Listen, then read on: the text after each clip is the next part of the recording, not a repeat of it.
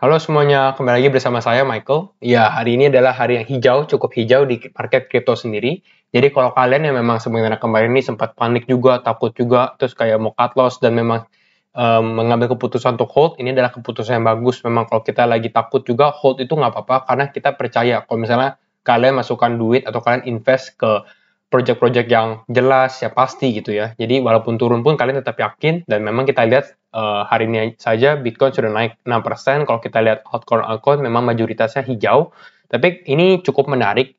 Kenapa cukup menarik? Karena kita lihat Bitcoin sendiri, kripto nomor satu ini ya, dia naik 6%. Biasanya Bitcoin ini naiknya mungkin 3%, 2%. Kalau naik 6% pun altcoin lain biasanya juga naiknya cukup kencang gitu ya. Kecuali memang ada news yang spesifik kepada Bitcoin. Dan memang ada news, ada spesifik yang sangat bagus sekali untuk Bitcoin sendiri gitu ya. Nanti kita bahas beberapa berita-berita terbaru di cryptocurrency dan juga rekomendasi coin juga nih. Kalau kalian yang memang mau trade atau mungkin mau investasi ya jangka pendek juga karena ini beberapa yang ada event juga nih atau berita-berita terbaru lah seperti itu ya.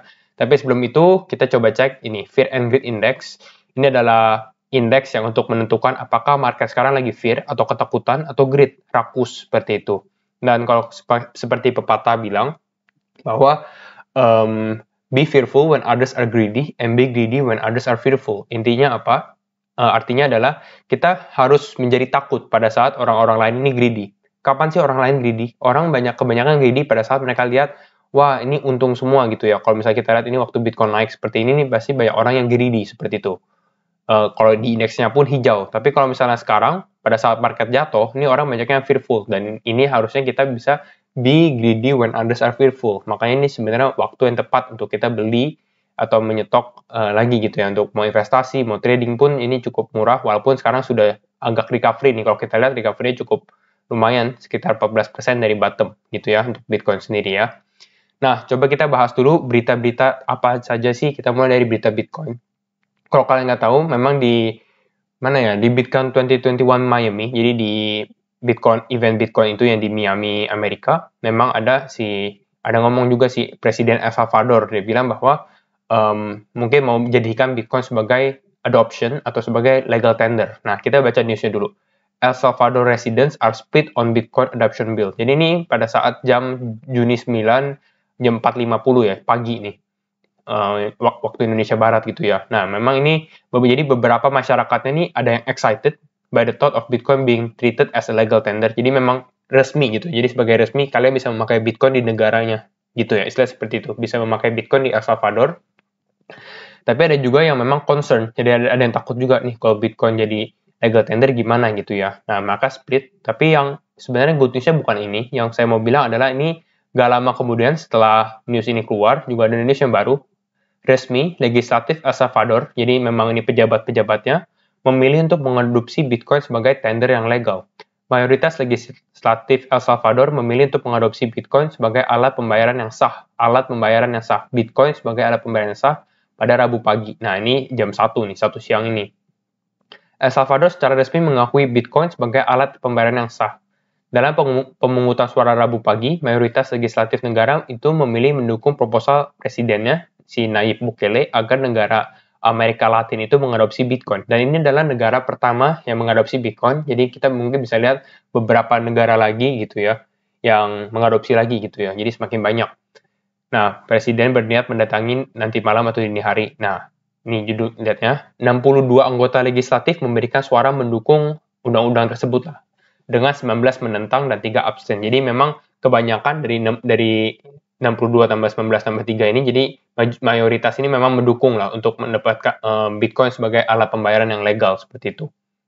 Lalu nggak hanya itu, yang menarik adalah ini, kepercayaan atau sebenarnya trust fund sih. Jadi dia tetap si Bank Salvador atau bank negaranya sendiri, dia bilang akan didirikan pemerintah di Bank Pembangunan El Salvador untuk segera mengubah Bitcoin ke dolar AS. Amerika Serikat akan menanggung risiko pedagang. Katanya ini akan menyimpan sekitar 150 juta dolar dalam dana perwalian. Artinya apa sih? Mungkin saya bisa jelaskan pakai bahasa Inggris ya.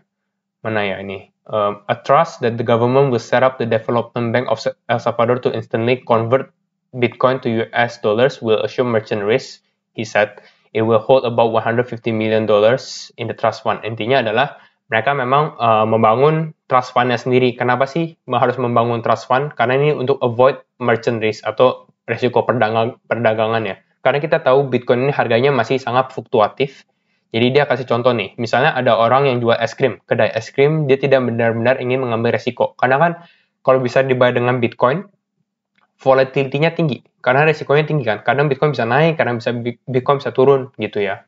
Karena ini namanya risiko kan. Dia harus menerima Bitcoin karena itu adalah mata uang yang dimana diamanatkan tetapi dia tidak ingin mengambil resiko. Jadi dia nggak mau mengambil resiko. Jadi kalau misalnya si pedagang ini mau ingin dolarnya disimpan di bank jadi bukan Bitcoin, jadi bisa dengan trust fund ini, dengan kepercayaan trust fund-nya dari bank pemerintahan El Salvador. Intinya seperti itulah. Dana perwalian bank pembangunan seperti itu. Jadi cukup positif juga untuk Bitcoin dan cryptocurrency sih dari semuanya. Kita masuk ke news berikutnya. Jadi sebenarnya ini positif news yang kemarin harusnya positif, tapi karena ada kejadian si Donald Trump dan memang FUD-nya banyak juga, jadi negatif, jadi Bitcoin ini malah turun gitu ya, dan sekarang baru naik lagi gitu ya.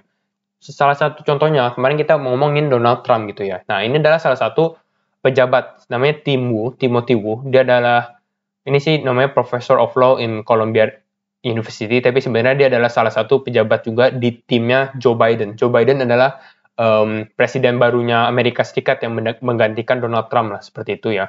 Dan ini kan kalau misalnya mereka menjadi pejabat, mereka harus memberikan laporan keuangannya mereka kan. Apa aja sih aset-aset yang mereka pegang dan lain-lainnya juga gitu ya. Dan ini Timu ini memang dia di report, jadi istilahnya dia melaporkan bahwa dia juga megang cryptocurrency. Kalau kita lihat dia pegang Bitcoin is the largest holding in his portfolio, with si Timothy Wu ini owning between $1 juta sampai $5 juta worth of the coin, Bitcoin juga. Tapi menariknya, dia juga cuma holding Bitcoin, dia juga owns between $100.000 sampai $250 of Filecoin. Jadi Filecoin nih, kalian bisa lihat juga. Filecoin adalah native cryptocurrency di storage platform, seperti itu.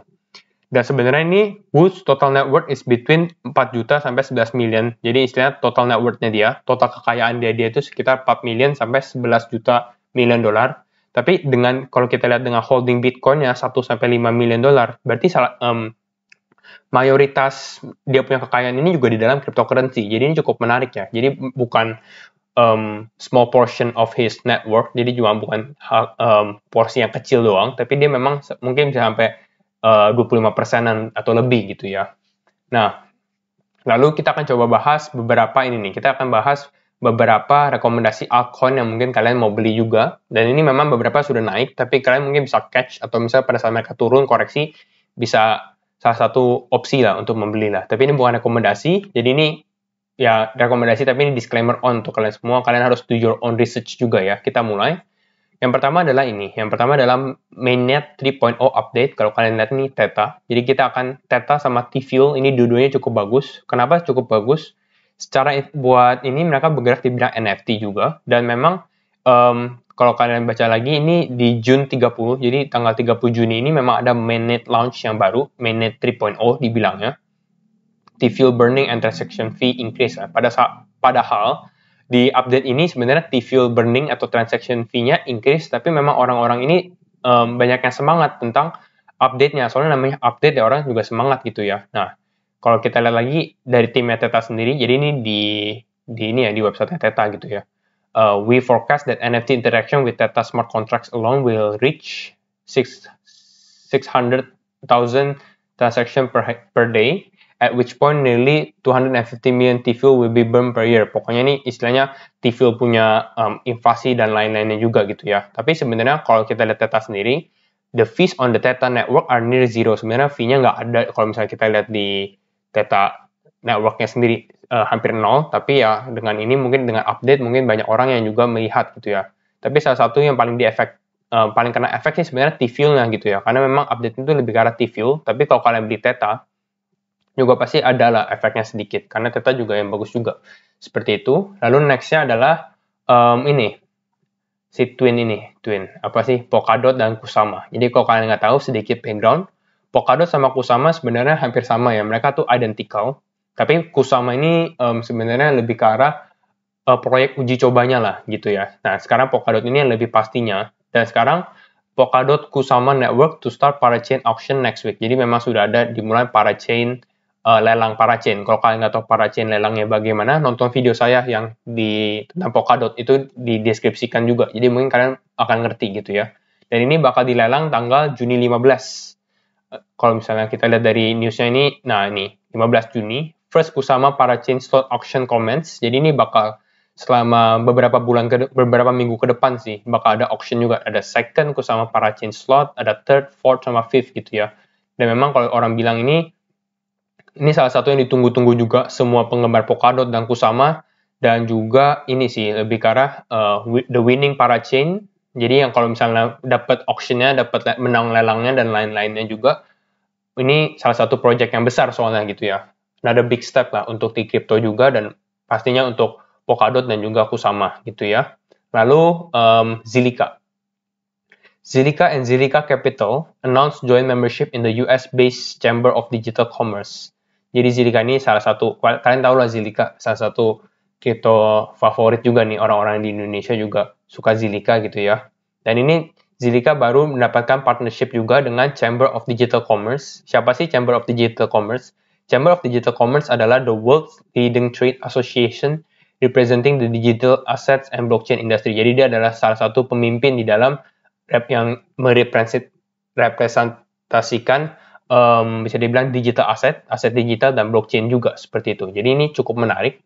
Dan ini di Amerika ya, mereka markasnya di Amerika headquarternya. Jadi memang Zilliqa ini kalau kalian tahu adalah Singapore based high security, jadi neighbor country kita, Singapura. Dan ini mereka sudah expand ke US lah, ke lebih ke arah barat seperti itu. Jadi ini cukup menarik untuk Zilliqa sendiri. Kalau kita baca lagi, ini Digital Chamber, ini ininya sendiri, apa namanya, websitenya.